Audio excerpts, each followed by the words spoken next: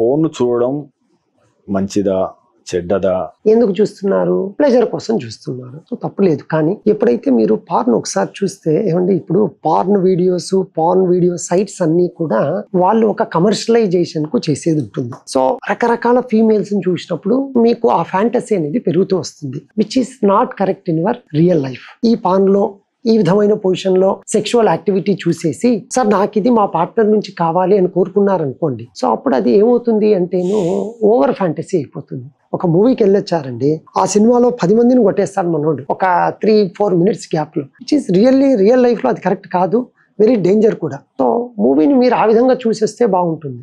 అంతే తప్ప porn videos లో చూసిన విధంగా నేను కూడా సెక్షువల్ యాక్టివిటీ చెయ్యాలి, అంతసేపు నా ఎరెక్షన్స్ ఉండాలి, విచ్ ఈజ్ నాట్ కరెక్ట్. మీకు మితిగా ఉంది, కంట్రోల్లో ఉంది, బాగుంటుంది. అది కొంచెము లైన్ దాటింది అనుకోండి, మీరు ఆ ఎక్స్పెక్టేషన్స్ ఆవిడకు ఉంటే ఆవిడ తరపు నుంచి ఉన్నాయనుకోండి, మీరు ఇబ్బంది పడాల్సి వస్తూ ఉంటుంది. సో కాబట్టి పార్న్ అడిక్షన్ నిజంగా గుడ్ కాదు. 62 లక్షల మంది ప్రజల్లో మెడ్ ప్లస్ బ్రాండ్ మెడిసిన్స్ కి మారడం వలన 915 కోట్ల రూపాయలు సేవ్ చేసుకున్నారు. అదే మెడిసిన్స్ అదే క్వాలిటీతో 50 to 80% డిస్కౌంట్లు.